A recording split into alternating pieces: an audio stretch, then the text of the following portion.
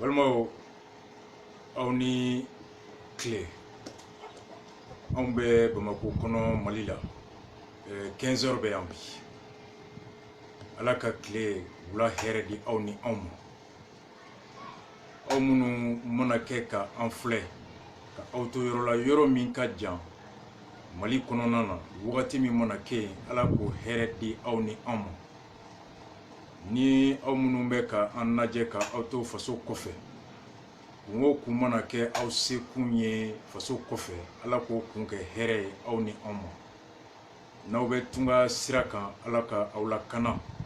ala ka tunga hɛrɛ aw garijigɛ o la ala ka aw kisi tunga tɔɔrɔ ma ala ka aw ɲuman segin faso kɔnɔ aw taara mun ɲini ala ka o sɔrɔli nɔgɔya aw bɛɛ ye aw ni anw faso kanu min ye an se ɲɔgɔn ma ala kana dato an na bamananw ko ten ala k'an bɛɛ garijigɛ hɛrɛ ɲuman na bi video ni bɛ nala kɛ a tuna ka da kan sigikafɔ min ni an y'a ɲini depuis deuxième tour élection présidentielle banna uti kalo la ka da kun min kan an bɛ ala fo ka ala barika da fasoden ɲumanw ka cɛsiri i mana kɛ tɔn o tɔn na faso ko la n ka tɔn ko t'o la ŋaniya ko don ala ye an garijigɛ o sira kan ka mɔgɔ hakili la jigin ka fo sigikafɔ in disons yanni n ka se rappel ma a daminɛra n'a tun welela ka fɔ ko mara o kɛcogo o miiribagaw n'o kɛbagaw ka sigi ka kuma n'a fɔra o ma ko accord politique inclusif anw ko n'a danna o dɔrɔn ma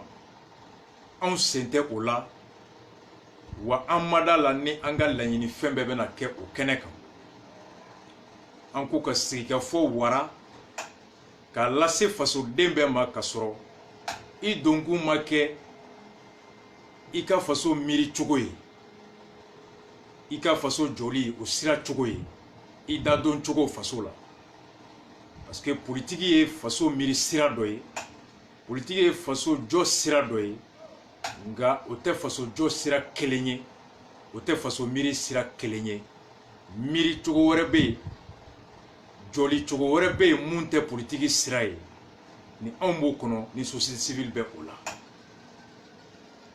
an ka karamɔgɔ n'an ka ɲɛmɔgɔ Imam Diko a ko a ka kɛ bɛɛ ka sigikafɔ ye dialogue national inclusif dans lequel an bɛɛ bɛ a kɔnɔ anw ka laɲini kɛr'o ye et des milliers de Maliens et des organisations maliennes aussi ont abordé dans le même sens lors de l'atelier de validation des termes de référence. Sigikafɔ kɛra don min na ko k'a lajɛ an bɛ tɔgɔ in kɛ mun ye ani an bɛna sigikafɔ kɛ mun ni mun kan bɛn kɛra o caman kan o caman min kɔnɔ tɔgɔ yɛlɛmara ka bɔ politiki kulu kelenw ka sigikafɔ la ka kɛ maliyɛn bɛɛ ka sigikafɔ ye o terme national inclusif min adoptera o sigikafɔ daminɛra kominiw kɔnɔ Mali kɔnɔna na komini 611 u y'a daminɛ kabini dugu ma mun ye bi tɛnɛ octobre kalo tile 14 n'o ye sini ye an bɛ bi la mɔgɔ min mana video lajɛ sini i ka dɔn ko tɛnɛ octobre kalo tile 14 ani tarata octobre kalo tile 15 o don fila o kibaruya de sera an ma ka fɔ Bamako commune 6 ani cercle olu bɛna sigi ka kuma olu ta don ye nin kalo tile 21 ana tile 22 n'o ye dɔgɔkun kura nata dɔgɔkun min bɛ nale o tɛnɛ n'o tarata ye o ye maliyɛn minnu bɛ kɔfɛ ambassades ni consulaires olu ka sigikafɔ bɛ kɛ o kɔnɔ o ci sera an ma dɔgɔkun in daminɛ o y'a sɔrɔ ne yɛrɛ n bɛ tɔgɔmala faso kɔfɛ nka Bamako kɔnɔ commune 6 coordination CDR olu ni comité scientifique ka mɔgɔ dɔ ye ɲɔgɔn ye ka sigi an bɛna taa kuma min kɛ a kɛnɛ kan mun ka gɛlɛn anw bolo ka ɲɔgɔn hakilila jigin kɛ o la walasa sini ni tɛnɛ a n'a tarata o kɛnɛ kan CDR cɛden minnu mana taa u ka commune kɔnɔ débat la principe mun sira mun ka gɛlɛn anw bolo koloma min ka gɛlɛn CDR bolo n'a ka mɔgɔnifin tɛ se k'i kɔgɔ da bɛɛ la kɛlɛ la i ka bolofara dɔ ta k'i wasa don o la i ka teri ka nɔbɔ o la ni k'i b'i kɔgɔ da a bɛɛ la n'o tɛ a laban i tɛ nɔbɔ a si la i da bɛ k'a bɛɛ la i tɔgɔ bɛ k'a bɛɛ la e bɛ kɛ tɔgɔ ɲinina ye video ni sigikun de ye ka mɔgɔw hakilila jigin ligne mun ye anw ka ligne ye sigikafo kɛra Bamako kɔnɔ hali bi ka kɛ k'a bila video la an ka todunkan na a ka cari bi ni sini cɛ ani sini journée bɛɛ ani dɔgɔkun in kɔnɔna bɛɛ la minnu bɛ kɔfɛ u k'u labɛn k'u yɛrɛ sɔnsɔn ka taa sigikafo in kɛnɛ kan nin yɔrɔ de ka gɛlɛn anw bolo ka jama la faamu an ka se ka wuli o bɛnkan kan bamananw ko sugu don tɛ sɛ la mɔ don ye o de la an ko hakilila jigin don sigikafo in n'an y'a ɲini CDR maa o maa n'i bɛ a kibaruya suit comité CDR bɛ yɔrɔ o yɔrɔ Mali kɔnɔ Mali kɔ kan an donnen kalafili la ka Sumayila Sise ta ka campagne kɛ ni URD ye fan bɛɛ premier tour kɛ ten ka deuxième tour kɛ ten bamananw ko an tilalen ko n'i donna fɛn na n'i ma ko sɔrɔ i ka ko faamu i donkun n'i ma fɛn sɔrɔ i jilaja i ka fɛn faamu nka n'i donna i ma fɛn sɔrɔ i ma fɛn faamu alors e ye bɔ fu na fu donkun ma y'i la takun ma k'i la e ye pɔnpɔn pugolo ye ala ka an kisi o ma an kun donkun ka ŋaniya tun ye an ka cɛbɔ u ka ɲɛmɔgɔya sɔrɔ ka sigi masaya bulon kan ka mara kɛ ni anw ka ani a jɛra miirina min na ni ala m'o latigɛ ka da ko min kan n'o ye suɲɛni ye an k'o tɛ kojugu ye an suɲɛna cogo min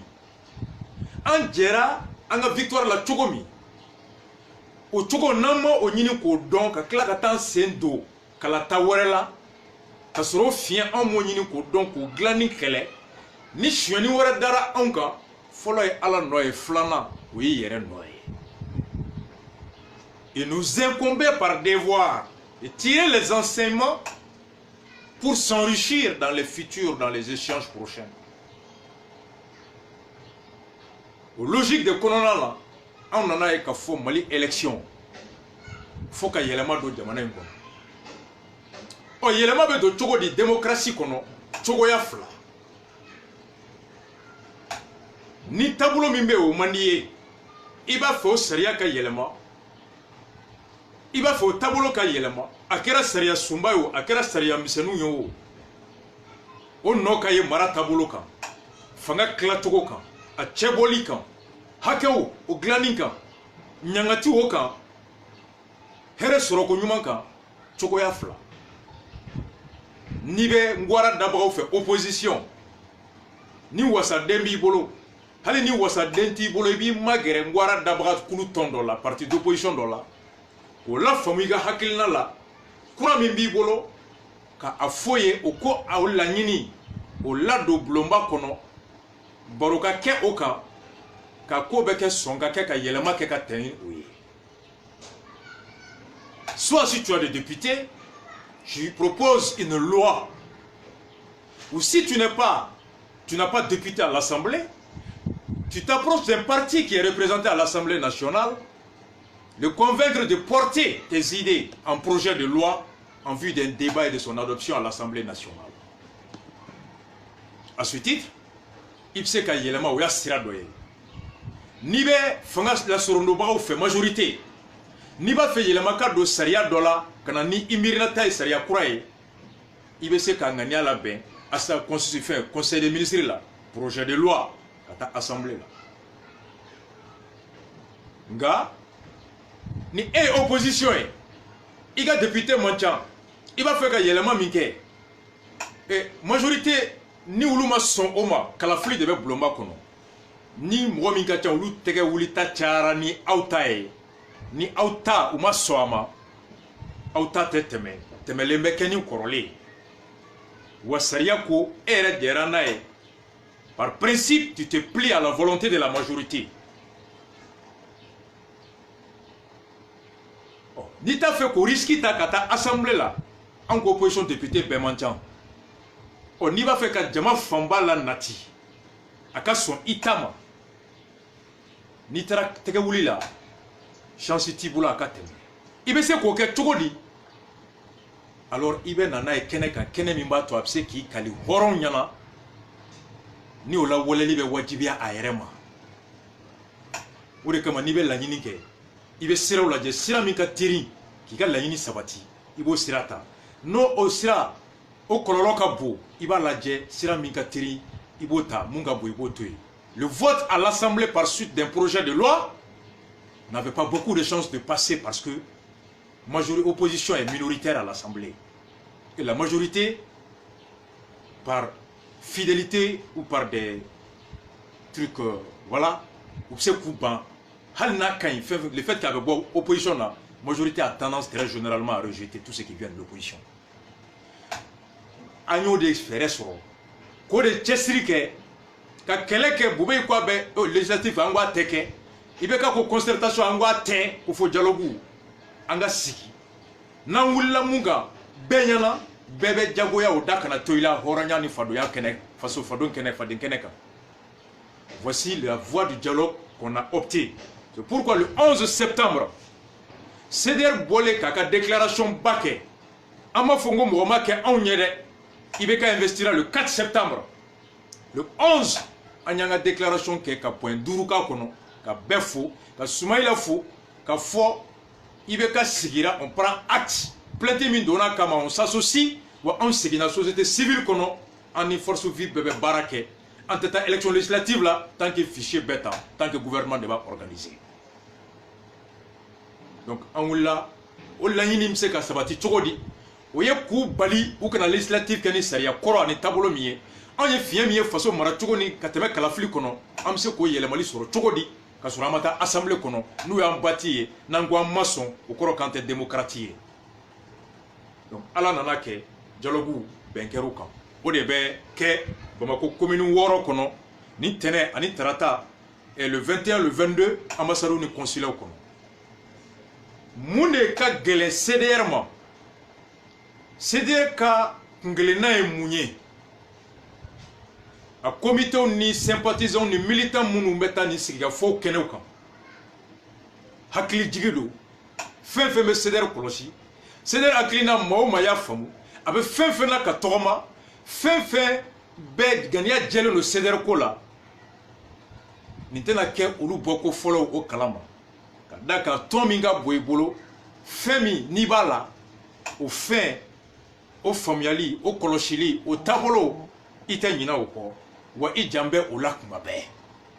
e ta tɛ kɛ dabara ye e ta tɛ kɛ nɛmara ye e ta b'i ŋaniya la a b'i dusukun na i bɛ tɔgɔma a sira kan wo bɛɛ o bu o patapata o tɛ e bɔ i ka sira kan i tilennen don imperturbable o ye CDR tɔnw ye caractéristique min b'an bɔ ɲɔgɔn na sinon zo ma fɔ Alahu Akbar alimami b'a fɔ Alahu Akbar bulokiba jɛman b'an bɛɛ la kɔlɔsi b'an bɛɛ kana nka bɛɛ ɲɛ tɛ da Mahamadu kan dɛ faso ka di n ye n bɛ CDR la ani jɔn ye n'an bɛ taa an bɛ se thèmeba minnu ka bon an bolo ka bɛɛ hakilila jigin kɛ o la a fɔra ko kuma tɛ yen mun bɛ bonya fɔli ma walima mun bɛ dɔgɔya fɔli ma kɛnɛ kan an bɛ triumvirat fo dialogue national kɛbagaw fo u ye a furadama u y'an da don a la u bɛ lettre ci an ma wa an représentalen bɛ a comité d'organisation kɔnɔ sigikafɔ bɛna kɛ hakili jagabɔ ba 5 minnu kan n'a bɛ fɔ ma ko thématique kuma bakurubaw saba ka bon CDR bolo a la n'aw taara kɛnɛ kan ka kɛɲɛ ni an bɔra élection na ni miirina min ye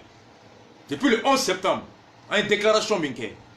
o hakilina in o kɛlɛli o laɲini o sira hali bi an b'o de kan fɛn ma fara kan fɛn ma bɔ a la nka komi dɔw bɛ yen ni arasa kumana olu b'a faamu o yɔrɔ bɛɛ ni n kumana 7 heures dɔw b'a faamu 14 heures dɔw b'a faamu 19 heures dɔw wɛrɛ ta fo jɔ dɔw olu t'a faamu olu y a des bornés an bɛ dugawu kɛ ala ka nɔgɔya k'u ye jugu tɛ hadamaden na juguya yɛrɛ kɔ mɔgɔninfin jugu fɔlɔ o y'i yɛrɛ dusukun de n'i juguyara i b'i yɛrɛ jɛ hali hakili tɛ baara i tɛ fosi ye bilen ala k'an kisi o ma mun ka gɛlɛn anw bolo kosɛbɛ nin ye faso jɔli kɛnɛ de ye bakuruba miirina fɔlɔba min n'o bɛn kɛra ka maliyɛnw fɛ ko kuma bɛ taa ko kan thématique numéro 1 paix sécurité et cohésion sociale bɛn lakana ani sigi basigili kɛcogo ɲuman quelle piste explorer pour créer les conditions du sursaut national en vue de préserver l'intégrité du territoire national, de consolider la paix, la cohésion sociale, le vivre ensemble et la réconciliation nationale. Comme nous faisons avec Ambolo, nous hakili jagabo de bese ka ken, nous dalu bese ka soro Ambolo, nous mirina nyuman de bese ka wolo,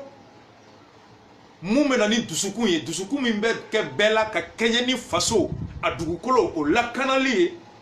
ben o sinsini lafia o sinsini ye, sigi ke konyuma o sinsini ye, ani ka anga sigi ɲɔgɔn kan, ani ka yafa ɲɔgɔn ma ka dusukun olu la kɛnɛ, o bɛ se ka na cogo di mun fɛɛrɛ b'an bolo. N'aw taara o kɛnɛ kan, u ko nin kumakan in bɛ wolo mun na, Mali ka mara, Mali ka fanga, o fanga n'o mara bɛ se k'a lawaleya Mali dugukolo min se kara jarati bɛɛ kan cogo di. Les modalités de la restauration de la souveraineté de l'État sur l'ensemble du territoire par la réorganisation de la défense et de la sécurité ka tɛmɛni an lakana miri an lakana kɛcogo sigi bɛ se ka ko ka cogo di walasa an lakanabagaw olu ka lakana miiriya ni kocogo la cogoya wɛrɛ kɔnɔ mun bɛ se ka to Mali dugukolo bɛ se ka jarati bɛɛ lakanabagaw olu bɛ kɛ yen ka maliyɛnw n'u bolofɛn u hakili lasigi k'u lafiya. O kama fɔra ko point dɔ b'a kɔnɔ ko débattre de l'accord pour la paix et la réconciliation au Mali issu du processus d'Alger, faciliter son appropriation et convenir des conditions pour sa mise en œuvre. Ko accord min siena Mali ni Banbantiu cɛ Alger 2015 ko ka sigi o bɛnkan kumakan n'o sɛbɛnkan kan ka hakili jagabɔ a kan tuguni k'a lajɛ mun de b'a kɔnɔ n'o siena o don bi ni o bɛ se ka lawaleya ka Mali sɔn hɛrɛ la. Mun de b'a kɔnɔ n'o miiri taara 2015 nka bi san naani o kɔfɛ n'o lawaleyali o tɛ wolo miiri min sɛmɛna a la nka n'a bɛ na ni farafarali ye ani lakanabaliya ani bɔnɛ ye. Bɛnkan sɛbɛn min siɲɛna ka miiri 2015 san naani a kɔfɛ a bɛnkan bɛ cogo di? Est-ce que a kɔnɔfɛn bɛɛ ni miirita bɛ bɛn wa? Est-ce que a kɔnɔfɛn bɛɛ ani bi maliyɛnw fɛta ye cogo min ye o ye kelen ye wa? Mun ni mun b'a kɔnɔ n'an ma sɔn a ma? N'aw taara nin yɔrɔ la aw b'aw hakili lajigin ko accord d'Alger kɔnɔ article 18 o bɛ kuma minnu tun ye marifa ta bɛnkan min siɲɛna Algérie o hukumu kɔnɔna na k'u bɛ marifa bila dɛmɛ bɛ kɛ u ye walasa u kana segin ka marifa ta bilen k'u bɛ hakɛ ɲini o dɛmɛ bɛ se ka kɛ minnu tun ye finitigiw ye n'u ye fini bila ka don faso juguya la k'olu bɛ segin faso finitigiya kɔnɔ minnu tun tɛ faso finitigiw ye nka ni u kɛra u ka banbanciw ka kulu o kɛlɛkɛbolo dɔ ye n'a ka d'u ye ka don Mali finitigiw t'u la olu bɛ se ka don o kɔnɔ intégration réintégration pour ceux qui avaient déserté, intégration pour les nouveaux combattants qui souhaiteraient intégrer l'armée malienne. Nous t'a fait que finitigi nga nous ba fait ka deme soro ka se ka bara wɛrɛ kɛ jago bagan gɛn fɛn wɛrɛ deme wari bɛ ta ka di olu ma ani ka u dege wari la marali o dɔnniya la financement et accompagnement dans la région. Article 18, 22 et 21 22 o ko kunulu tara ko olu bɛ segin ka taa lakana kɛ u tun ye kɛlɛ kɛ k'u to yɔrɔ min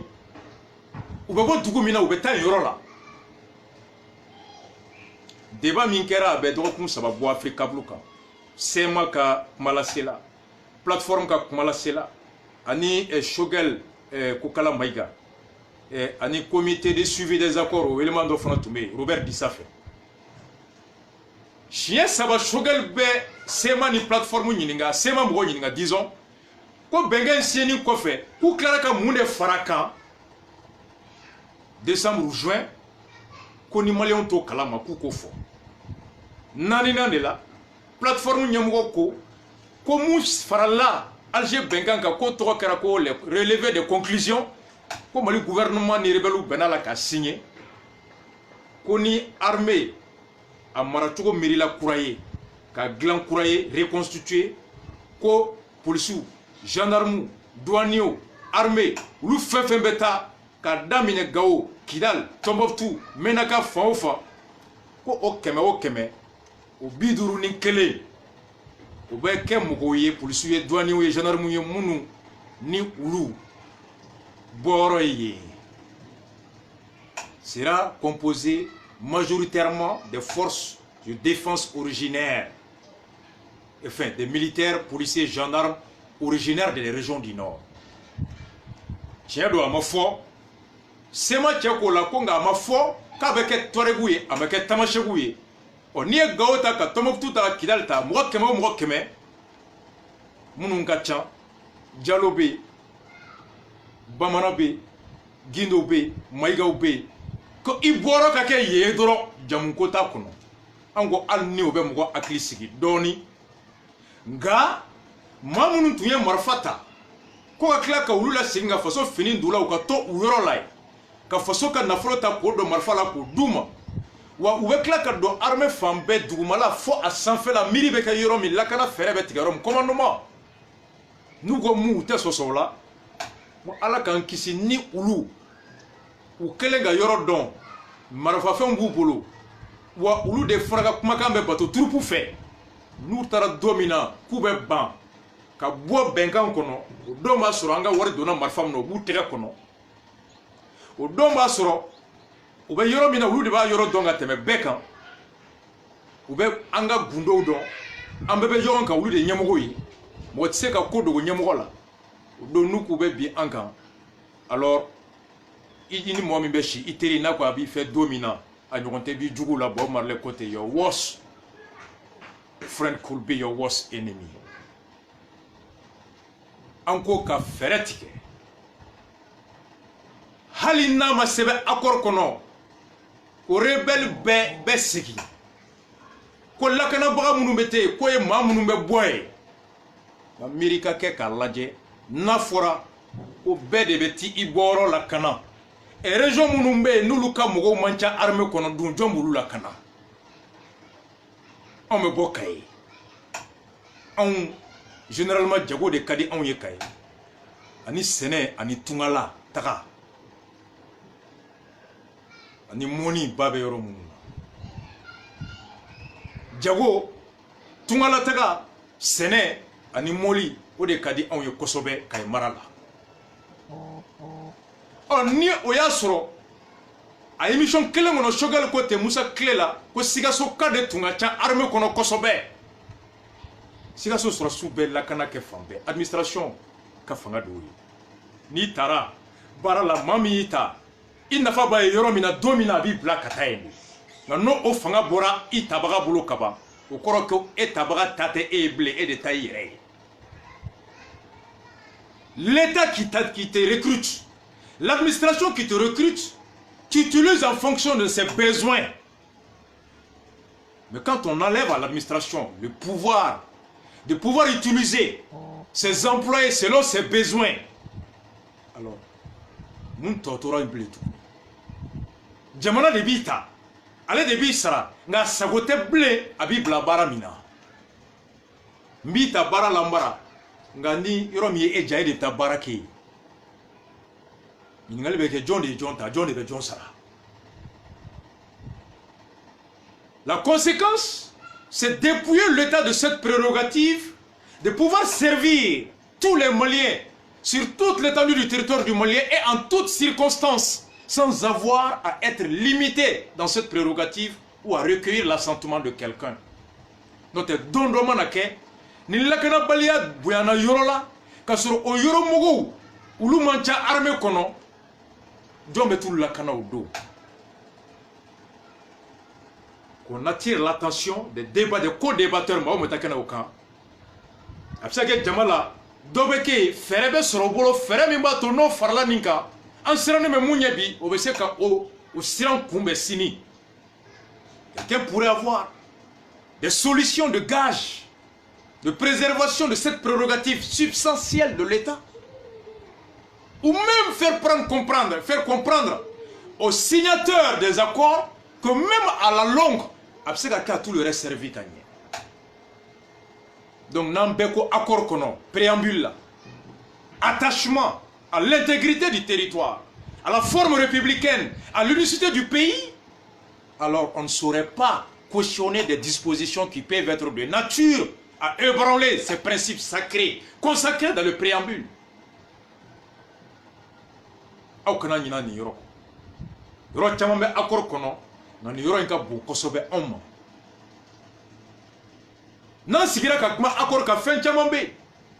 Ka fo koni administration collectivité territoriale, meru, conseil régional, konu lube mugouta, polisuta, et médecin ta, c'est commun kono, école karamogota, école de base, école communautaire ou là. Nous un projet ok, ou bien ka mugota bara la mairie du conseil régional kono, ko mugota tata, hake dokadi, yen dugu o deuma. Koroni kaika bora, ka beta bara nyini gawo. Nani gauka yi ɲɔgɔn sɔrɔ gauka de fɔlɔ bɛ ta ni pɔsu tɔ tora a bɛ di kayika ma ni pɔsu tɔ ma to kayika t'a sɔrɔ ni gauka fana bɔra ka taa baara ɲini kayika de fɔlɔ bɛ ta ni pɔsu tɔ tora gauka bɛ se k'a sɔrɔ ni pɔsu tɔ ma to kayika bɛ ta hali ni gauka b'a dɔn ka tɛmɛ kayika kan kayika de fɔlɔ bɛ ta ni gauka ye o ye choix au nombre à la qualité non choix à la quantité plutôt à la qualité. La quantité de nombre, le nombre de quantité, je veux dire, hake John de Aouye, ou hake, au Mugobe, ou Luga donné avec Togo de Nafatola. Donc, vous voyez, Femi risque de sacrifier la qualité au profit de la médiocrité. Flana avait même le principe de l'unicité de tous devant le service public à Bobeboué. Quand Beka Kanya Beka Barala, à Bob Obranlé, encore Haklito au Rola. Vous voyez, débat à Kono. Ni Akorore Mugabouamo. Ode kama an kunira an gombe ala foka ala barkada akor komi ni a kelembe ka chaman joro ka da fendo baka o miri obseka o lawala lipseka wolo muna on te accord ni bedon on se prétend pas être expert de l'accord mais mali yoro mi m'arranger on nyesira la disons parti mi nanga miri borokan yoro e awkawa piuka ka ukuluma bwa tobe fe Mali dans tes billets, ou façon jo dans tes billets, koko beke bi, sini, obe biko de bolo. Ni biko nyana, abe sini nya. Na manya, kololo beke sini fonaka, beke yaklito, worola. Armée konona nao, recrutement beke chugam nao, généralu beke chugam nao, ukaketi. Donc, oye, oroye, nautara accord ni roka. Flana minka bo ambolo, ni mo gelea CDR, a bureau klengelenamo.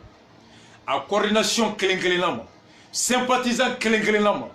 malien to nene raspat ka miri bora munga ni seder ka miri boroka imana ke tongo tona faso kodo mugoti ba hakli nyumana ka bora karsada bamanon ko mugote dusu ki yere je ibe dusu ki yere so we yoromiye deuxième ma bakurba fola politique institutionnelle. Quelle solution envisager pour sortir de la crise politique et institutionnelle? Moune miribe se ka soro ka ambo mara o kulu munumbe ou sigi chogo i don chogo akono ou ka bara ke chogo ou ka hake nu dan faso nu leba fanga de nyini a munde tafiya be urula no be ka ke kololo faso mabi am se ka munu soro mu miri de soro ka fanga nyini kulu ku fien o boy ka sariya ta mun bɛ sɔn ɲuman don o la walasa fanga ɲinitɔ fanga kɔlɔsitɔ ani fanga maracogo u kana fili o la u fiɲɛ kana taa u kɔlɔlɔ lase faso ma façon yɛrɛ sigilen bɛ kuloma minnu kan n'o ye baarakɛlaw ye institution ye olu sigicogo u ka hakɛ u sigikun mun fiɲɛ b'a kɔnɔ n'an ka miiri bɛ se ka bɔ ni fɛɛrɛ ye o fiɲɛ bɔ yen k'u sɔn taabolo la taabolo min b'a to u ka baara o nafa bɛ bonya ka faso basigi. Voici quelle solution envisager pour sortir de la crise politique et institutionnelle. Au yɔrɔ la a fɔra ko de débattre de la révision institutionnelle ko ka taa sigi ka kuma sariya sunba yɛlɛmali an ka taa miiri hakili jaga bɔ a kan.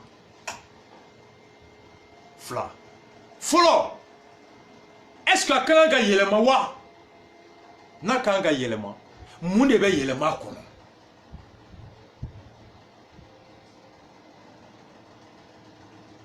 O ɲininkali fila de sariya sunba yɛlɛmali aw sɔnna k'a a bɛ yɔrɔ min na bi a taara février kalo tile 25 san 1992 o ni bi cɛ a ka ca san 20 ye fɛn min b'a bolo depuis san 20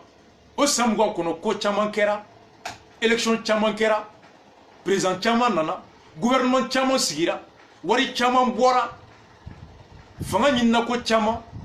olu de kan k'o kɔlɔsi u ka kɔlɔsili est-ce que u sera k'a bɛɛ kɔlɔsi est-ce que u sera k'an kisi kɔlɔlɔ bɛɛ ma wa mun de fiɲɛ yera san 20 in kɔnɔ miiri bɛ se ka wolo mun na ka na ni hakili ɲuman ye fɛn o fɛn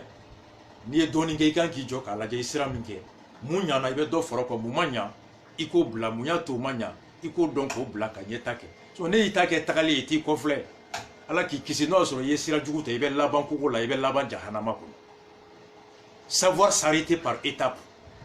par moment, évaluer le temps parcouru, le chemin parcouru, la période parcourue, le travail abattu en vue de savoir qu'est-ce qui a été bien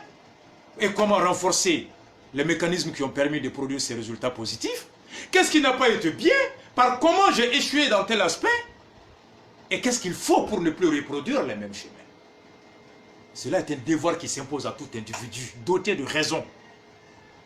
Oui, évolution il s'impose. Est-ce que l'élection, c'est-à-dire Sumbaï, constitution, a quand il y a le mawa, ou y a qu'il n'a foulé, on se dit qu'au awo, a quand il y a le mawa. Or, il y a une chose, est-ce qu'il y a le mali, n'a quand il y a le mali, est-ce qu'il y a le mali, ou a-t-il 600 wa? Au fond, la question est, est-ce qu'il y a le mali 600? On se dit qu'au awo, a quand il y a le mali 600. Oh, ni akanga yelema follow wakanga yelema sisa flala munebe yelema akono o saba ceder cap point principal bafle en siki kunye nini gouvernance citoyenneté nya fokma damne faso kono maoma go kibi ko da bela e nanfiki de wa foka ba ete foi sur la chila. Toi, tu es un démagogue, un populiste. On saurait à lui seul s'attaquer à tous les domaines. À un moment donné, un homme, il faut savoir qu'est-ce que tu veux. Choisir un domaine, il dit wasa doué. Dobu nyesi écologie, dobu nyesi gouvernance, dobu nyesi accord, dobu nyesi sécurité, dobu nyesi nima. Naï kelengo ke kelenga beke était alaye. Et n'enfigue et trop ni réforme là encore muna kan ka ke nyabe sega kan tuguni ni tara kola ni ma kosoro ika kofa élection de ka gwambo parce que c'est d'ailleurs qu'on en a famu ko gela fe be faso kono ko kala may kala ke chogo may munu me kla kala na ute kodon lakana may lakana kebagaw may kiri tigebagaw may ko yoro foita faso kono ko mun kay on bolo kongo minogo lakana balyaw sira kolonya wo kiri jugu wo bingali wo abeye marajugu kololodi marajugu o fona nyemogo jugu de nyemogo jugu très généralement o beta ta jugu de la ɔ ni e ko i bɛ kalan gɛlɛya kɛlɛ i k'i bɛ kɛnɛya dɛsɛ gɛlɛya kɛlɛ lakana dɛsɛ gɛlɛya kɛlɛ i bɛ n'o kɛlɛ cogo di i b'a fɔ maa de ye o tigi kɛ ka miirina ta ka baara kɛ ni o ye n'o tigi man ɲi ka ban i b'i si ban kule la i tɛ se k'i dusu don mɔgɔ wɛrɛ kɔnɔ i tɛ se k'i sɔn don mɔgɔ wɛrɛ la tile kelen i tɛ se k'i dusu don mɔgɔ wɛrɛ la n'a ma diya ye o tigi fana n'i ko i b'o bɔ yen o taara cogoya min na n'i m'o cogoya ɲini k'a dɔn cogoya min sera ka nin ɲɛmɔgɔ jugu ta ka taa tali wɛrɛ kɛ n'o o fiɲɛ kelen ye ɲɛmɔgɔ jugu wɛrɛ bɛ tila ka tɛmɛ o tacogo kelen na ka taa o bɔnɛ kelen sigi i kun o kama n'i b'a fɛ ka nin bɛɛ kɛlɛ anw bolo a bɛɛ ye ɲɛmɔgɔ jugu min ka marako jugu ye o ɲɛmɔgɔ jugu in taara cogo di a bɛɛ bɛ daminɛ yen an k'o jugu o tacogo in de saniya fɔlɔ n'o saniyara ɲɛmɔgɔ jugu o tali bɛ gɛlɛya ɲumanw bɛ garijɛgɛ ka tɛmɛ pour nous tout est lié au processus électoral o de kama an ko n an tɛ taa législative la ka sɔrɔ tacogo min bɛ yen bi n'an y'o fiɲɛ kɔlɔlɔ ye n'o fiɲɛ ma bɔ yen n'an taara an bɛ taa wasaden kolon ta tuguni o fiɲɛ kolon in fɛ ɔ n'i ko sariya sunba tɛ yɛlɛma sisan o kɔrɔ de ko kalafili fɛn fɛn bɛ na kɛ i sɔnna o bɛɛ ka ta ni tacogo kolon ye ɔ n'o tacogo kolon taara wolo ɲɛmɔgɔ kolon na fɔlɔ ye ala nɔ ye filanan o ye jɔn nɔ ye i bɛ sɛfan fɛ e t'a fɛ ka sɛfan ci quel est ton objectif tu veux quoi an ko a yɛlɛmali kun bɛ bɛn wa sisan don ka da kan n'an ma sɔn o ma sisan assemblée dun tɛ se ka to yen ko députéw olu tɛ yɛlɛma wa député minnu fana bɛ yen olu fana tɛ se ka to yen f'u si bɛɛ hali ni anw jɛra n'a ye k'an t'u bɔ yen bilen ala bɛ se ka dɔ faga sini ala bɛ se ka député ninnu bɛɛ faga ɔ ni députéw banna jɔn de b'u ta u bɛ ta kalafili min na o kalafili o cogoya in o de ye anw suɲɛ présidentielle la sariya danbe ladamu laada olu ye fɛɛrɛ min kan ka laban hadamaden ka hɛrɛ la i sigida kɔnɔ la loi les coutumes les traditions les voies et moyens sont des voies et moyens permettant à l'homme d'atteindre le bien-être sariya miirina sigira o de kama laada bɛ yan o de kama danbe bɛ yan o de kama ka wolo hɛrɛ la a tigi ye ni danbe min na waleyatɔ sariya batoli la waleyatɔ o bɛ wolo bɔnɛ la o tɛ sariya takun ye o tɛ danbe takun ye k'i fasa fili o sariya nɔfɛ o kɔrɔ de y'i jɛra ni o sariya kɔlɔlɔ bɔnɛ ye k'o sariya bila o don walasa hɛrɛ min ye laɲini k'o sɔrɔ o de wajibiyara i ma an ko a ka kɛ bi ɔ a ka kɛ bi mun de bɛ k'a kɔnɔ ni o de nafa bɛ sɔrɔ bi ka faso kisi sini n'aw taara kɛnɛ kan aw kana ɲinɛ o kɔ yɔrɔ in de ka bon parce que dɔw b'a fɔ ko constitution kana yɛlɛma ko ka da kan bingali bɛ yen e mali sariya sunba sigiden 113 ka taa ani 8 mɔnɔnɔ 3 article 118 alinéa 3 o ko ni bin kɛra faso yɔrɔ kelen kan ko sariya sunba tɛ yɛlɛma tiɲɛ don o dalilu dɔ kɛra anw bankun ye sariya sunba yɛlɛmali ma an tɛ a banna kɔnɔ 2017 ka fara a kɔnɔ ko ani a kɛcogo o kun saba de y'a to 2017 an tɛ a banna an ko an tɛ a kɛcogo a kɛ wagati a n'a kɔnɔfɛn élection présidentielle nalen kɛ kana camancɛ bi n'a kɛ wagati tun y'a to 2017 anw banna ko k'a to yen ɲina o b'a to anw ko an t'an gulon article 118 la bilen n'o tɛ n'o kɛra fɔlɔ bɛɛ bɛ taga MINUSMA bɛ taga Barikani bɛ taa parce que olu k'u to kun y'o ye n'olu taara e ye Ngolo ye ne ye Mamadu ye an bɛ Mali kɔnɔ yan miliyari 1,000 ani 250 o dunna avion bɛɛ dalen b'a disi kan appareil foyi tɛ mun bɛ lamɛnni kɛ fo sɔrɔsimusow bɛ kɛlɛ la k'an cɛ tɛ taa bilen kɛlɛkɛyɔrɔ la n'o tɛ n'u taara u bɛ t'u yɛrɛ faga de fosi tɛ yen o kuma o sɔsɔli o banna bilen Mali kɔnɔ an t'o kɛ cɛ si fɛ bilen e nana k'i bɛ ne lakana se tɛ ne ye n ko nana lakana i ko pour que n k'i lakana f'i ka nin kɛ n ko mais i bɛ lakana wa n t'o fana kɛ est ce que n yɛrɛ bɛ lakana fɛ wa o y'o yɔrɔ ye nka kun jɔn na anw ko article 118 bi n'an ko an b'an gulɔ a la a kɔlɔlɔ min bɛ bɔ an kan élection na o ye mun ye o kɔrɔ n'an ma sariya sunba yɛlɛma mara sɔrɔ cogo ɲɛmɔgɔya sɔrɔ cogo min bɛ yen n'o wolola sonyani na présidentielle la an bɛ t'o sɔrɔ cogo kelen de kɔnɔ n'o fiɲɛ kelen ye wa an bɛ sɔn ka wasaden kolon sɔrɔ ka président kolon sɔrɔ kalafili nata o fɔlɔ ye mun ye Mali constitution kɔnɔ yan'an ka taa ye sariya min a kɔnɔ ko proposer proposer des réformes en matière électorale, notamment en ce qui concerne la mise en place d'une structure unique chargée de l'organisation des élections. Ko anga mirina nyini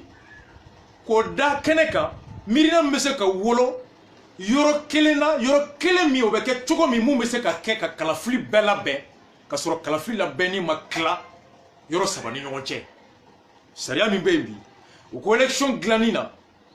yoro saba seni ba koloshi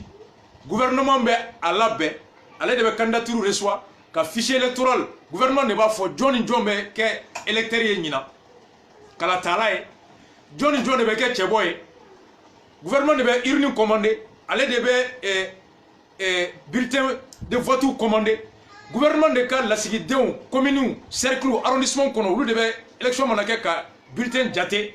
ka bega hake seben ka kila ko ta kana noye ka kila ka jabi bo cour constitutionnelle ba to dafa en tant que gouvernement de élection organisée ministre mi ni o de kanka mole hakem be kalata ko dafo mo hakem be ke cheboy ko dafo ka urni ko glan ale de ka mo be ta konti jabi ta kana nay ale de be kila fana ka jabi fo frontière jabi fo ango no ministry o kera o ka président kera candidat o ka parti be candidat bo o ministry no ya ye ka parti manachi ale be bo place la aka place nata kama o be se ka jabi yelama ka daja aka parti la wala sa ale ka toi no la donc autant que c'est le gouvernement qui organise les élections le risque de fraude est élevé à 99%. Les résultats ne seront jamais conformes au vote exprimé dans les urnes. Et Mouroube Sigala, mana jabi fin bo ali tiendo en tête dala. Surtout que aka here ben galon tikeli la fanga ka to ale naka candidat naka parti bolo. Koto gouvernement. Ango wala sanga boko no. Foka yorata yoromi. Ulu kele de élection na be. Ulu be malion compte munu shisira ka kalafli ke nuga hake dafale. Ulu de fona be munu ba fa kalafli tabawo ye kuluka fanta ka bulletin glan ye ka jabi ke o kulu kono opposition ga mugo hake mimbepe majorité ka mugo hake beke société civile ga mugo hake beke chite chwe isilenya no kera o jabi oni tien ka suru oni malion feta o ka suru no de commission électorale nationale indépendante anko bébé o de kama o de tumambolo anyo de blakana anga segi o maka seni renforcer nautara aye keleke o yoro la ko ka élection sariya yelema ka élection glani bo gouvernement bolo ka élection na benin di senima gouvernement dakabo élection kola élection a kokana fanga nyini mbagaw yere ani jamana dombolo fanga nyini mbagaw o ye parti politique ye ulu klalembe flaye munu be fanga la ani munu te fanga la ani faso de munu be ulu koloshi no e société civile ani on beka muko ka kono on mun be ka fanga nyini ulu be ka nyini u be ka nyini on munu nye on munu mena fanga duma an be ka kono ka don ko malion mana be munga ko o de jabi o de bena la waleya ma tese kwa o yelema ka da ko fanga do dira e maka boni do tay o loi min n'an bɛ se k'o yɛlɛma assemblée la ka sɔrɔ révision constitutionnelle tɛ bɛn mana kɛ o kan ko CENI créera opposition ka mɔgɔ hakɛ min b'a kɔnɔ majorité ka mɔgɔ hakɛ b'a kɔnɔ société civile ka mɔgɔ hakɛ b'a kɔnɔ u bɛ maliyɛn hakɛ min kan ka kala ta u b'o jate u bɛ su bɔ a la jaabi min bɛ bi o jaabi jɛlen don mɔgɔ si tɛ sɔn i yɛrɛ ɲɛna hali ni loi sera k'o di an ma u bɛ taa ni jaabi bɔra furancɛ jaabi CENI mana jaabi min bɔ la o ye furancɛ jaabi de résultat provisoire o jaabi o bɛ taa laban min cour constitutionnelle yɔrɔ de la sariya sunba cour constitution ko a ko sariya sunba so min n'o ye cour constitutionnelle ye juge 9 de bɛ o juge 9 olu mana jaabi min bɔ ka bila yɔrɔ min kalafili député kalafili ani président kalafili o jaabi o y'o bannen o tɛ se ka yɛlɛma bilen ɔ fɛn min tɛ se ka yɛlɛma bilen yanni i ka so ma i b'i jilaja ka fɛɛrɛ bɛɛ tigɛ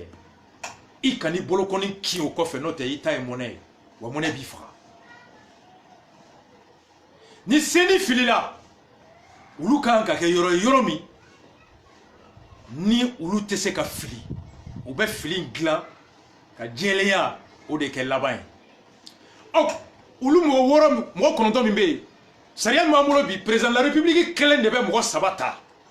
k'i tɛgɛ ɲɛsin ko bɔn ne ye mɔgɔ 3 di olu bɛ kɛ cour constitutionnelle juge 3 mɔgɔ 3 ye o mɔgɔ 3 fana la ko 2 ka kɛ sariya dɔnbaga dɔrɔn ye sariya sugu min don o ma fɔ assemblée nationale o président o fana bɛ mɔgɔ 3 di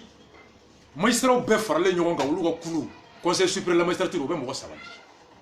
o de y'a kɛ mɔgɔ 9 ye magistrats ka mɔgɔ 3 olu fana bɛ sariya dɔn an ko fiɲɛ bɛ yɔrɔ min fɔlɔ aw kana ɲinɛ président de la république a fɔra k'ale bɛ mɔgɔ 3 min di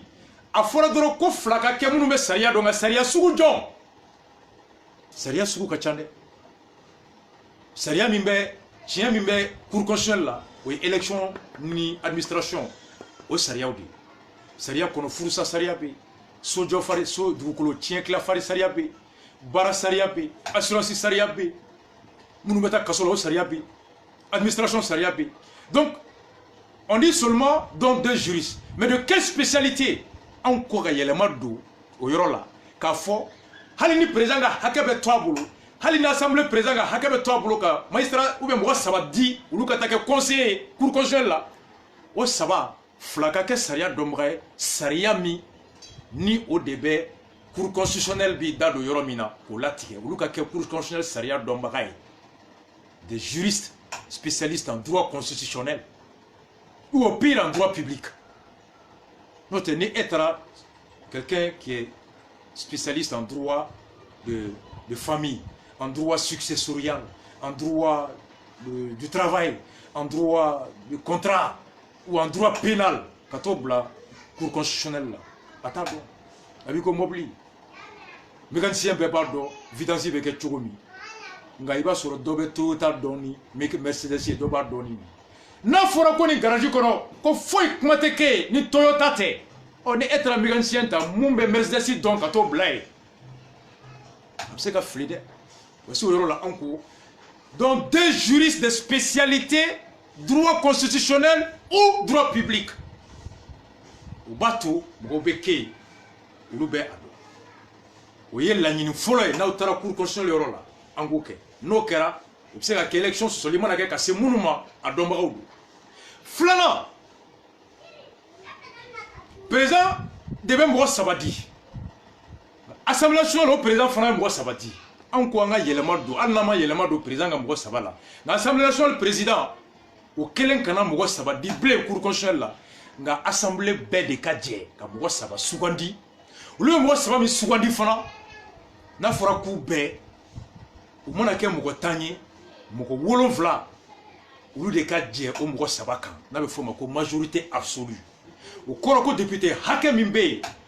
o député hakɛ tilalen 3 ye fo 2 ka jɛ n'a ye ko nin 3 an jɛra n'a ye u ka taga cour constitutionnelle la a ka bɔ mɔgɔ 1 ŋaniya la ka kɛ mɔgɔ tilalen 3 ye o 2 mana jɛ mun ma majorité absolue o nafa ye mun ye a ka gɛlɛn majorité kelen ka majorité présidentielle ou bien majorité politique olu ka majorité parlementaire so a ka gɛlɛn président n'a a nɔfɛ kulu olu kelen ka assemblée député ou clalé sabaye au flak vous sera kuma be et très généralement opposition be hake mi soro o hake kelembato nuluma gemuma majorité ou l'UTC majorité absolue sur majorité politique président du parti Mogo ou l'UTC assemblée député be clalé fly ou te au kuru flabo donc diagoya nous va faire comme sabata ou bena sigi une opposition be kuma opposition be se ka dadwa la mugo tata la o mugo tata o fana be se ka ke monte ke assemblée président ka join donc par la proposition d'élargir ou de transférer le pouvoir de nomination des 3 magistrats dévolus au Parlement à l'ensemble des députés et non au seul président, nous permet de doter l'opposition du pouvoir de blocage de la minorité. Blocage de minorité avec la majorité qui est notez, très généralement, président de la République, en assemblée présent, on va généralement au club avec parti clé. Oh, moko kontonka ka femita ni moko worobe fangele fe moko worobe na de femima kaba wa saba c'était oulé blé magistrat ka moko saba président ka moko saba assemblée nationale président ka saba na assemblée nationale président ka saba ani président de la république ka moko saba nous benamunga ya bani maintenant kerata obse ka to cour constitutionnel ale be ke moko be ka kono munun ta fo ko munyenta ko mbo kele ne ka barala wa o kele fanati sigible ka fo ko nga fanga be nyemunu blay note nous koko ubu bama alors que manda manaba mbu boy ndem ko rebla opposition fana dado robe kala oye fin fly proposition fla cour constitutionnel la folo magistrat munu beta uluka ke mko ye munu be matière mbe élection traité le droit do flana assemblée ulu de kam ko sabadi adopté à la majorité absolue en cas proposition nanina hali assemblée nationale mo saba meta assemblée la ani président de la république mo saba min di on ba nini o mo saba tali président de la république fait ani assemblée fait o kanato ou kelengania la ko muyu jaw bo saba proposer cabinet privé do ou bien mali service do muye indépendant uluka appela candidature ke ka chibla ko mogo munu ba fe ka ke conseil cour constitutionnel la à l'issue d'aélera on a ka CV bena kana proposer ulu be se ka l'issue do arrêter mogo ta mogo muga ou l'issue be black ata président bara président mogo sabata ulu de tout là au l'issue fana ta assemblée la assemblée fana be mogo sabata ulu de tout là ka hake dambe ke ka mogo sabata kulu tula kulumi no mirila mogo woro fe au bateau. Alors, président Teta Moukota Tendoro, comme un parti là, ou bien avec nous, ça c'est des propositions qui nous permettent que la Cour constitutionnelle Mouko Blakono, Mamounou, nous tessirons, qu'on tabac avec un yangati ni mbama, ou bien Mamounou lama nous devons faire que Horaya la Ninenta, Aka Djoubena Menikaye, ou Mamounou lama mena la fianouka barabe wolo, Kalafli Djabi Djeli Boli Komumana. Voici les débats qui nous intéressent nous. Ambe ni yoro de la façon là. Miri febe amen indela. Façon be jotandi ni des sujets. Au kana nyina ni yoro ko. Ne ala sira ka ke ni famu baga tiara. Siga fo kene kan mogo chama fe anga wuli ninga akacha ala fe. Fiam yan soro élection na. Mana sanaka mogo ye mun kam sira kisoba. Nani na cour constitutionnelle yoro la. Saria mbembi ako cour constitutionnelle mogo. Ou ya breme ka koroke ou d'ailleurs ka koroke nous e koroke komi mai ou ben jangati no yeki hakilna di koka komi na kera sosolié à l'avant kirimna tike et de bara et mettre des avis sur des sujets qui relèvent de ta compétence mana saou de élection nyekoro ka jabi de agerlafma ko procuration be se ka ke ka soro na kera sosolié au kirimta tikale de bara batili ni candidat be borano kumadi au forfaiture de procédure be plainte be ali bi amakiri oh bali seria mi be ko comme il sera content de me courgocher là, ni kelenye benkan soso, ko to sheki ne bese ka o soso li bagay ko nyangati. Oh dominant tuma miri 92, ko ni kelenye benkan soso, wani to sheki fana jera ku farale ka ku dade, saria tuma foi foko mo ko wore fana bese ka soso li bagay nyangati. Ani munu tunganga nyangati nulu bana kulu fana nyangati. Donc la mise en responsabilité directe des membres de la Cour est réservée qu'aux seuls membres de la Cour. Nous proposons que l'organique Kayelema, qu'il faut désormais une Cour constitutionnelle Mamourou Doye à obligation soso, follow à Toubese Kanyangati, Flanani Toubana, Diamanadon et Fonapseka, aller Nyangati directement, sans passer par la procédure de forfaiture qui est très loin. La mise en responsabilité, avec la mise de la responsabilité directe, ouverte au tiers, en Kokoke. Donc, Cour constitutionnelle là. Or, Cour constitutionnelle d'où Saria Minko, ko président de B, moi Sabadi. Assemblée le président de Sabadi. Conseil suprême, président de Sabadi, constitution de haut Sebako. C'est une disposition de la constitution. Halindar article Kala. Abe Google Daele. Abe Doba Sebendoro. Constitution du 25 février 1992. Abe Djigabena Cour constitutionnelle là. Abe Taye. John de Cour constitutionnelle Mamourou composé. Abe nommé Tchoukoudi. Oh, constitution dunko. Ale te yelema ni référendum te ale yɛrɛ de b'a yɛrɛ yɛlɛma loi tɛ se k'ale yɛlɛma référendum de b'ale yɛlɛma ɔ ni anw b'a fɛ yɛlɛma min filɛ anw nin kan pour que hali ni député kalata kɛra o ka se ka kiri ni maaw ye maa minnu jɛlen don ni anw b'a fɛ o ka kɛ ten ɔ anw ko o yɛlɛma ko n bɛ kɛ cogoya min na anw ko k'an t'o cogoya fɛ anw bɛ mun yɛlɛma an bɛ se k'a kɛ cogo di ni anw b'a fɛ cour constitutionnelle ka kɛ tan constitution ko ne de ye nin fɔ Wani ni me yelema référendum de la. Nte yelema assemblée na kono de. Me yelema ni voter oui ou non de la. Député ou te yelema de peuple de ben yelema. Est-ce qu'il y a fond? Parce que peuple de constitution élu. Député ou de loi ta. Munu yenta. Ou le de se kan yelema ou peuple ça c'est par référendum oui ou non. Oh encore. Cour constitutionnelle sigile me chuga mi la biwe chuga mi be sueni. O deme wako wajibiya mɔgɔw kan fo k'o cogoya yɛlɛma o cogoya min n'o fɔra ko constitution de y'o cogoya fɔ n'an ko k'o cogoya yɛlɛma constitution ko ne de y'o cogoya fɔ n'o man di aw ye bi n'a b'a fɔ k'o yɛlɛma aw minnu ye n ta olu de bɛ se k'an yɛlɛma o ye jɔn ye jamanadenw par référendum donc soit an b'a fɛ cour constitutionnelle ta cogo ka yɛlɛma n'a bɛ yɛlɛma a bɛ yɛlɛma cogo di alors an bɛ référendum kɛ ou bien n'an t'a fɛ cour constitutionnelle ka yɛlɛma sisan alors a ko cogoya min na an bɛ t'o cogoya la n'an taara o cogoya la o kɔrɔ de ye an bɛ député ta kɛ n'o cogoya kelen ye an bɛ président ta kɛ n'o cogoya kelen ye o ye minnu b'a fɔ ko révision kana kɛ fo Kidali ka kɛ tan Santiri ka kɛ tan a ka kɛ tan o kali don bɛ e bolo wa ala k'an kisi ni aw ko ko référendum tɛ kɛ fo o ka kɛ nin ni nin ka kɛ n'an ma se ka o dafa yanni 2023 cɛ dun au cours de 2023 élection bɛ kɛ ni constitution min b'an bolo bi au cours de 2023 bɛ na kɛ ni gouvernement de b'o organiser cour constitutionnelle bɛ cogoya min na bi o de bɛ n'o jaabi fɔ o don ni suɲɛni taara bɔ a kɔnɔ jɔn nɔ don an ka yɛrɛ o de la n bɛ ɲininkali kɛ n ko minnu bɛ ka nin fɔ u ka objectif ye mun de ye tu veux quoi dans la vie parce que adamaden n'i y'a dɔn i tɛ mun fɛ a laban mun ka di mɔgɔw ye wagati min na i b'i bɔ i b'i da baara bulon la pour que olu k'a fɔ k'i ko ka d'u ye n'olu tilala k'a fɔ ko n'an yɛlɛmana tuguni i bɛ tila ka yɛlɛma tuguni ko je suis toujours avec le peuple je suis le peuple qu'est-ce que tu veux toi un leader est celui qui est capable de savoir là où il va de l'expliquer avec des arguments à ses militants parce que l'être humain est doté de la raison et la raison est la chose la mieux partagée au monde nul n'est idiot il suffit de bien expliquer les choses aux gens quand on est honnête et sincère c'est clair. Niveau constitution kana kɛ révisé insécurité B article 118 alinéa 3 ok nga ni dalu jɔn bɛ e bolo k'i bɛ se ka lakana sabati ko nin bɛɛ bɛ se ka na ka fɛ e ka dalu bɛɛ dafa ka bɛn ni 2023 ye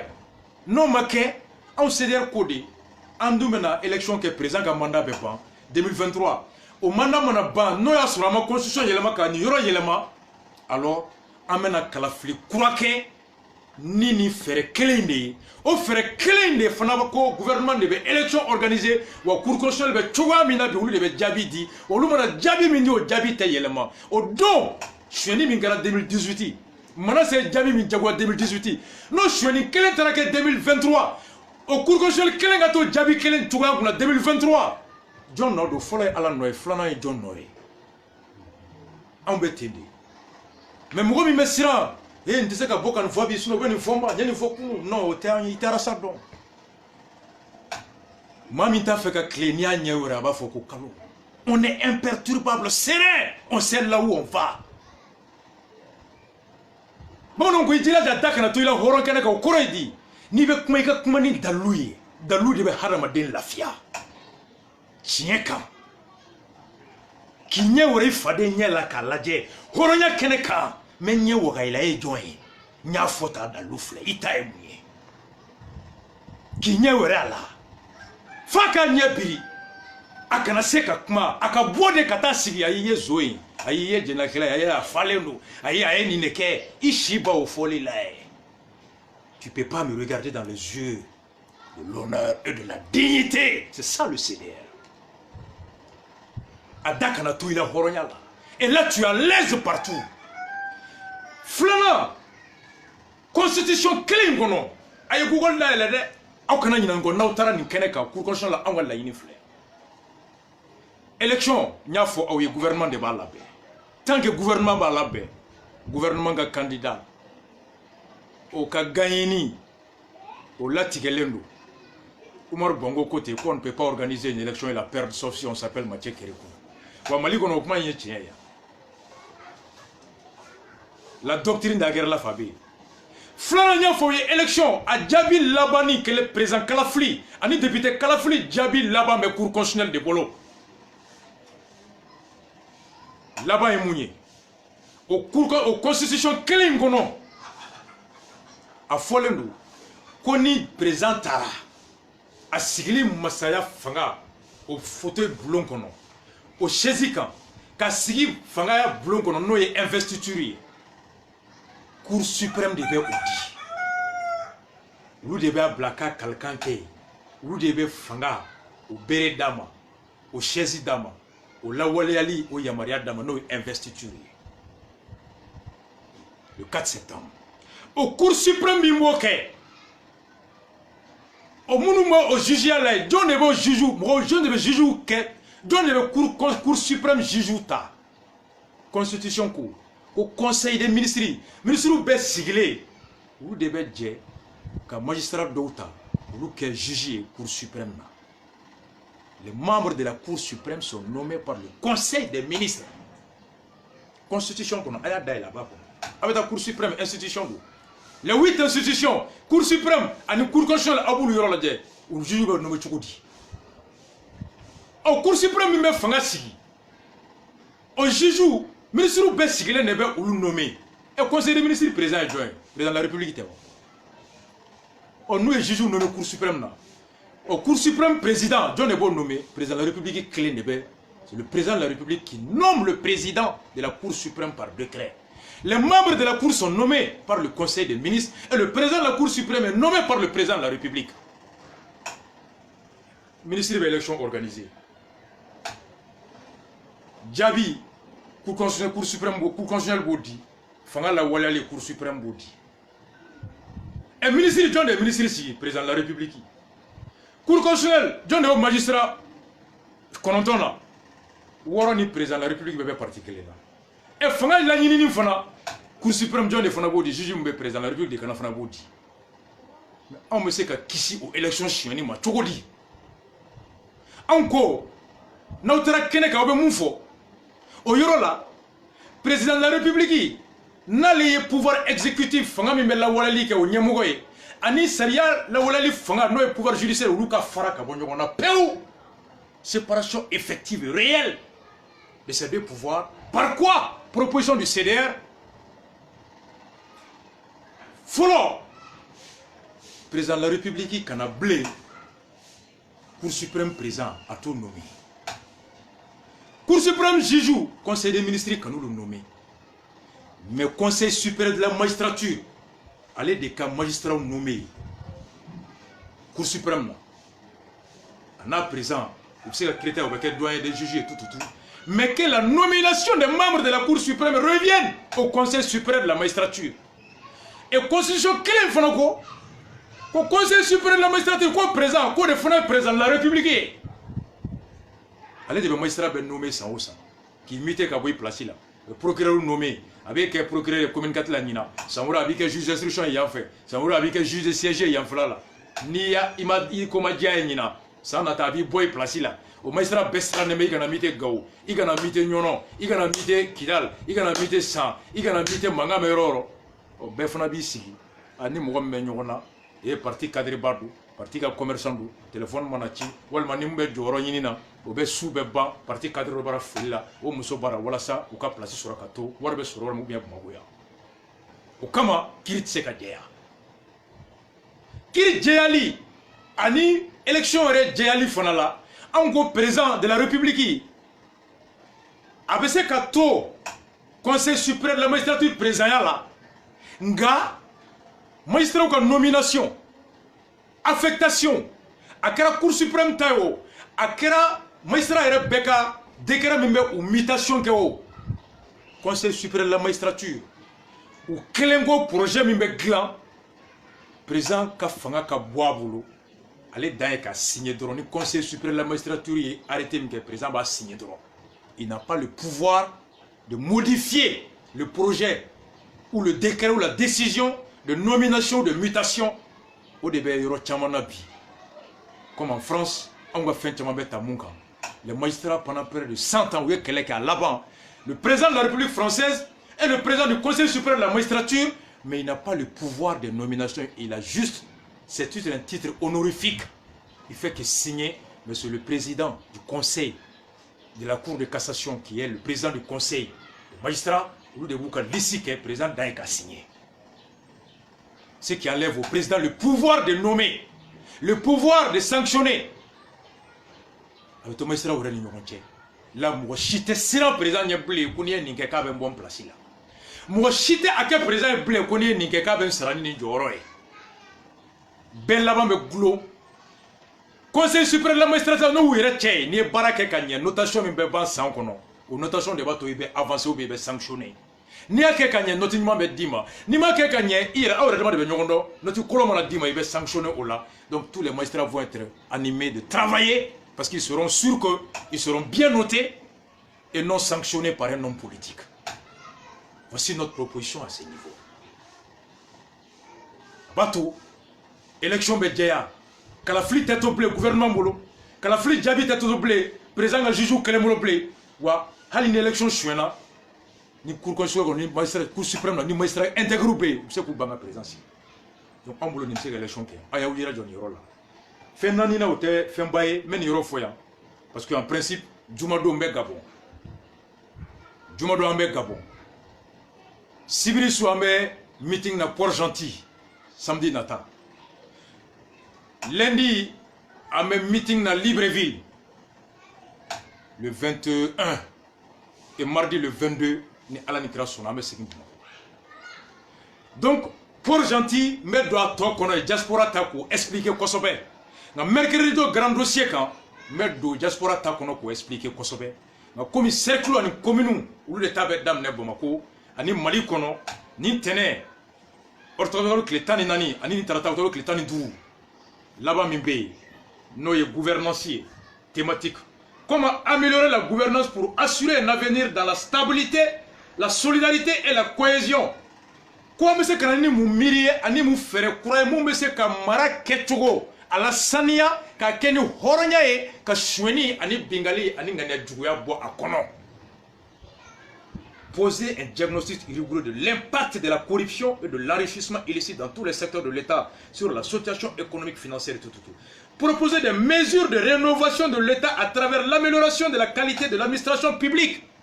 notamment les secteurs de l'éducation, de la santé, de la justice, tout. Mais il y aura une institution. Nous devons proposer des mesures de dépolitisation de l'administration publique. Nous avons un comité, nous avons un cercle. Comme c'est que nous faisons ça, nous faisons ça. Administration a ka bɔ politique mairie ni politique tabolo la a ka kɛ fasoden bɛɛ ka hɛrɛ o ɲinini o miiri tabolo kɔnɔ an ko proposition kelen fila sinon kelen an y'o yɛrɛ de arrêté parce que l'impact de la corruption santé kan o éducation kan o armée kan o fɛn o fɛn a bɛɛ ye ɲɛmɔgɔ de ye ni ɲɛmɔgɔ sɔnna yuruguyurugu ma diyagoya ye a kɔlɔlɔ bɛ kɛ fɛn min b'a ka mara kɔnɔ ni ɲɛmɔgɔ jɛra o jɛlenya nafa bɛ ye a ka mara kɔnɔna na ni directeur tilenna nɔti tɛ feere ni docteur tilenna fura tɛ feere ni commissaire tilenna polisiw tɛ bin mɔgɔw kan a bɛ c'est tout est lié Mamadou Diko ye mun fɔ a bɛɛ bɛ kami b'a tɔn de filɛ a bɛɛ bɛ ɲɛmɔgɔ de bolo o yɔrɔ la anw ko ala y'an caya an ka ɲɔgɔn lajɛ gɛlɛya min bɛ anw kan n'a ɲɔgɔnna delila ka an ɲɔgɔn dɔ sɔrɔ o ye fɛɛrɛ jɔn sɔrɔ k'a ka gɛlɛya in bɔ yen k'a ɲɛsin hɛrɛ ma anw y'a ye hali élection taabolo la Madagascar ni kalafili sera kalafili don tɔ mana to kalo 6 ye n'o y'a sɔrɔ président min yɛrɛ bɛ yen ale yɛrɛ fana ye cɛbɔ ye président yɛrɛ bɛ fanga bila la démission du président qui est candidat à sa propre succession démissionne 6 mois avant les élections en guise de transparence réforme situation yɔrɔ la n'aw taara b'a ɲini ni ko jama ka sɔn an ka don an ka sariya sunba kɔnɔ ni président min sariya ko ale de kan ka fɛɛrɛ tigɛ ka élection labɛnbaga bɛɛ sɔn fɛn na n'ale yɛrɛ ye cɛbɔ ye n'o y'a sɔrɔ a yɛrɛ ka démissionner n'an sera k'o sɔrɔ ka fara CENI kan o y'a tɔ bɛɛ ɲalen n'u ko ko non tant que CENI indépendant le président da t'a la bilen y a pas risque an kɔni kana an ka laɲini fɔlɔ ye CENI de ye o kelen na la gouvernance kɔnɔ an ka miiri taara ye diɲɛ fan dɔw la poste dɔw bɛ yen ni jamana gulonnen bɛ yen na i komi jamana wari sɔrɔ da impôt directeur par exemple douane direction ministère de l'économie olu bɛɛ b'o de bolo ni sɔrɔ cayara n'a marala ka ɲa hɛrɛ bɛ caya mais ni sɔrɔ tɛ yen hali ni hakili ni sɔn ka ɲi bamananw ko wariko de bɛ na ni wari ye fɛn min tɛ yen a tɛ yen ɔ jamana nafolo sɔrɔ daw kalifalen bɛ mun na a yiriwali sira ani nafolo doni sira o ɲɛmɔgɔ ni o tali tora fanga ɲini ɲɛmɔgɔ bolo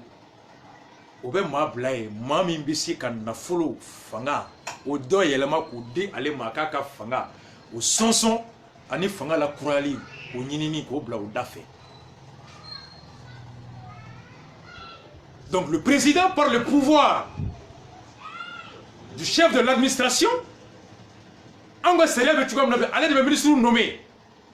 et ministre b'a fɔ k'a bɛ directeur fɛn fɛn nommé ministre bɛ na ni directeur tɔgɔ de ye conseil des ministres la ni président ma sɔn ou bien ministre ma sɔn maa min ka bila douane directoriale la impôt directoriale la CMDT directoriale la conseil des ministres de b'a valider a ye mɔgɔw kɔnɔ ko ministre kelen de b'a ta ministre tɛ dɛ le ministre des finances et de l'économie en l'état actuel de l'organisation de notre administration fait des propositions au conseil des ministres qui l'adoptent o de y'a to aw b'a mɛn a bɛ kalan décret ni fɛnw na n'u ma sɔn a tɛ kɛ ministre bɛ ni proposition de conseil des ministres la donc o b'a to ni président min ka laɲini ye ko n ka se ka jamana nafolo sɔrɔ ko nafolo bila n ka fanga sinsin nin da fɛ n'o dɔ bɛ se ka kɛ ni opposition b'a fɛ ka n tɔɔrɔ ka wari dɔ ma k'o corrompu ou bien ka mɔgɔw sara ka n jugu kɛlɛ walima élection kɛ wagati ka mɔgɔw san u ka voter n ye o nafolo bɛ bɔ min o bɛ bɔ jamana nafolo sɔrɔdaw la donc o bɛ se k'a fɔ a ye mɔgɔ bila ye mɔgɔ min bɛ an ka miirina n'an ta yɔrɔ dɔn o bɛ se ka nafolo in yɛlɛma ka na di an ma ka marché d'an ka commerçants ma k'an fɛn o de bɛ ka jamana in faga donc an ka proposition ye mun ye i comme dans des endroits comme les États-Unis ailleurs poste min na ni a ɲana jamana bɛ hɛrɛ sɔrɔ n'a binna jamana bɛ bi o poste ɲɛmɔgɔya kana to président kelen bolo o ɲɛmɔgɔya tali opposition da ka don o la o kɔrɔ ye di mun ye ministre des finances ye santé défense olu saba olu ka bon kosɛbɛ même affaires étrangères olu nomination o mɔgɔ minnu bɛ bila yen olu tɔgɔ ka taga assemblée la députés ka enquête de moralité kɛ et à la majorité des 2/3 pour ces postes stratégiques même la communication aussi que la nomination de ces postes stratégiques aux conséquences dramatiques au Kanato politique président exécutif de Rompolo. Le ministre des Finances de l'éducation. Ma folola, nanga point banani odi. Financier, éducation, défensive, santé. Ay duruna fraka. Oye justicier. Absega foko kacha. Mais ni posu duru. Ou ka nomination na assemblée Dakar Douala. Que moun me proposer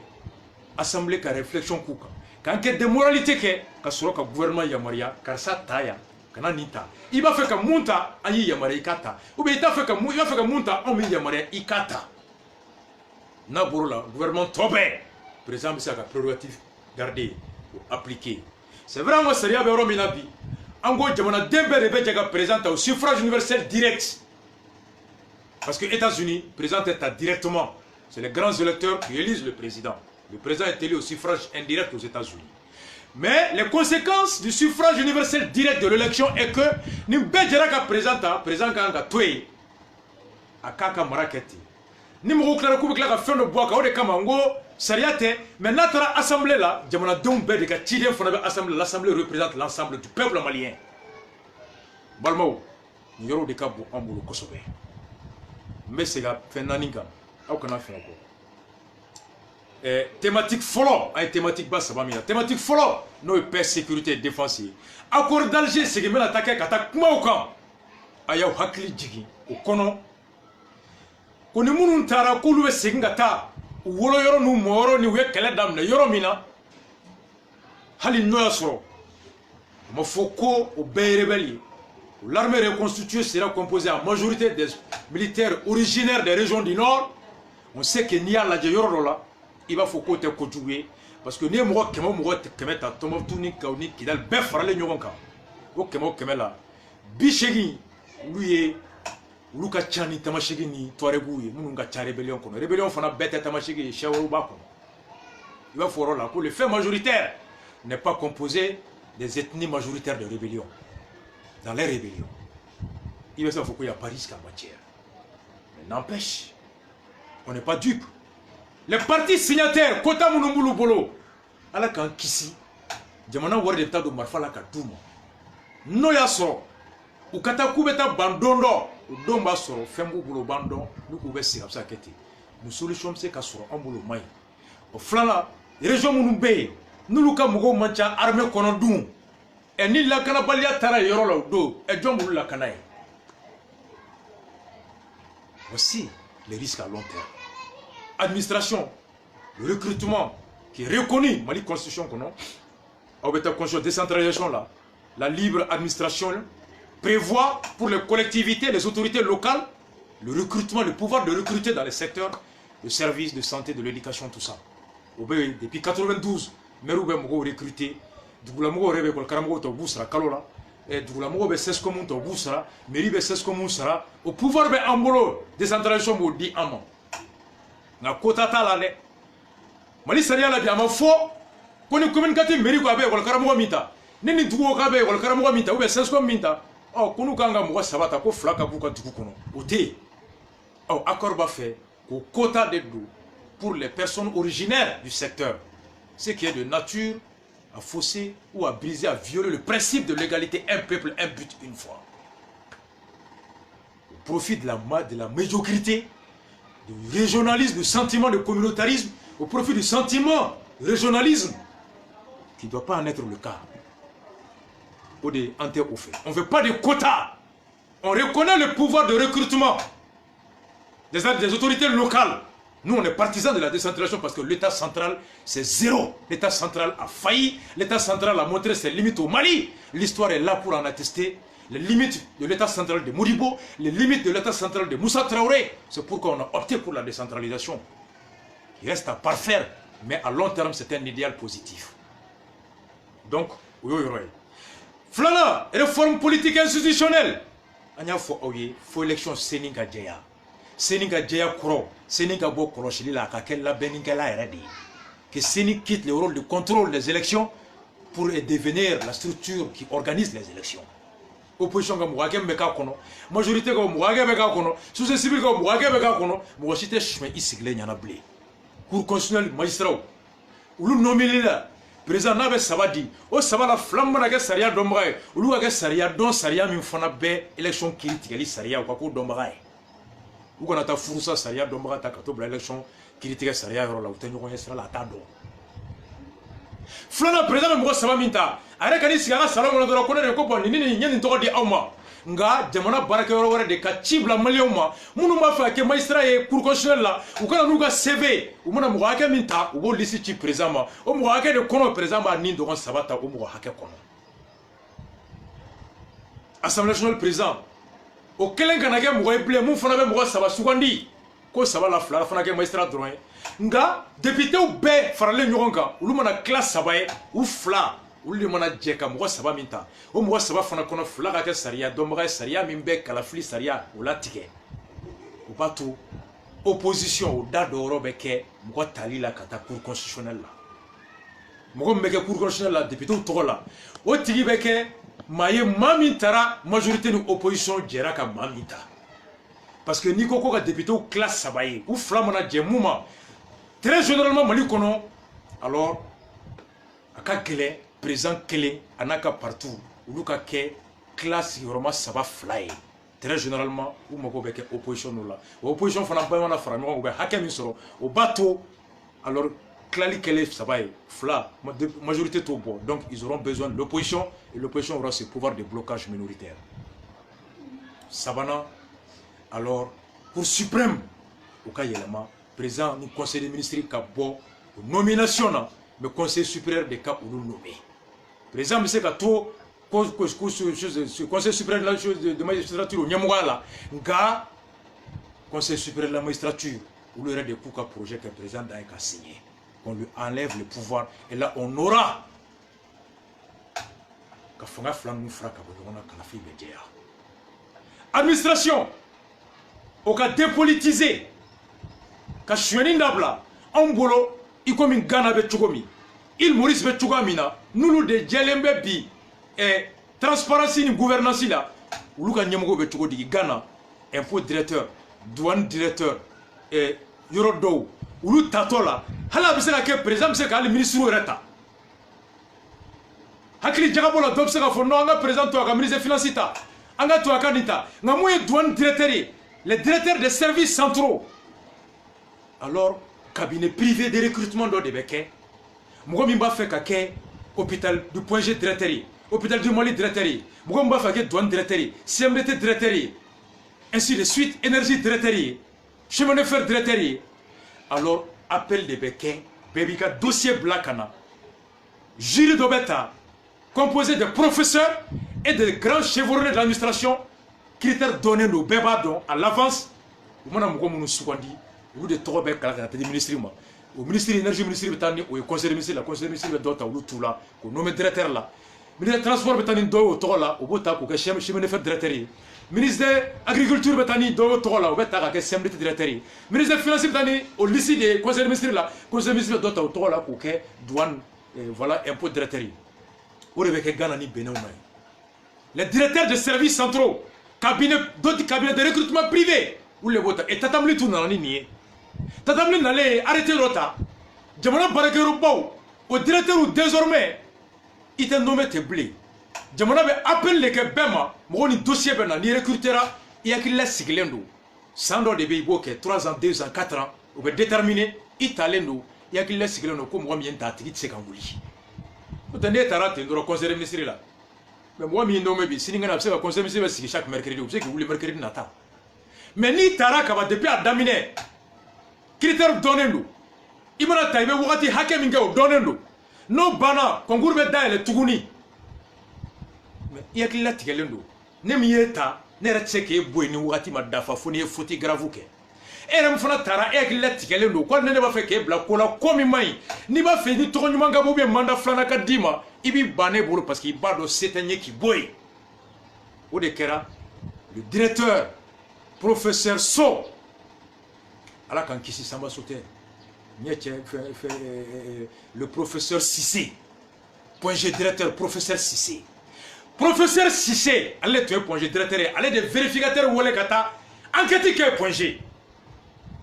professeur Cissé de ale taara cogo di tatamli ka arrêté min nana avec un dossier de Blakata, avec d'autres professeurs, il a été retenu par la commission de recrutement pour un mandat déterminé. Ministre de la Santé la Kofé, Tatam l'Italien Kofé, au ministre de Nanaka Wuli, Aklita Tiki Toalablé. Oui, professeur Sissé Wuli, qu'un général d'ordre de Blaye. Le professeur Sissé que je salue ici, Mafo, professeur, compétent, intègre. Aïe, ministre qui a décision attaquer la Cour suprême là, et la Cour suprême lui a donné raison. Que le ministre est incompétent pour le relever avant terme de son mandat ou à l'absence de faute grave. Ou arrêter, mettre les directeurs à l'abri des chantages et de pression des ministres. Ou de Ghana, ou de l'île Maurice, ou de Botswana, en Bolono de Béa. Ministre Tsekam, vous voulez plaire. Ou Tseka Foganga douane DG, ou le coup à mani war verser parti manina. Parti Tseka Tafana Kafon, ni meeting Bambolo, ni war di ama, ni DG Roko Warti. Ni tanga moye avec un financier avec un bedi yafala un parti commerçant ay ni boangna no kera jamana ga sini. Voici notre proposition au kala ni ni ko débat là bitene le 14 ani trata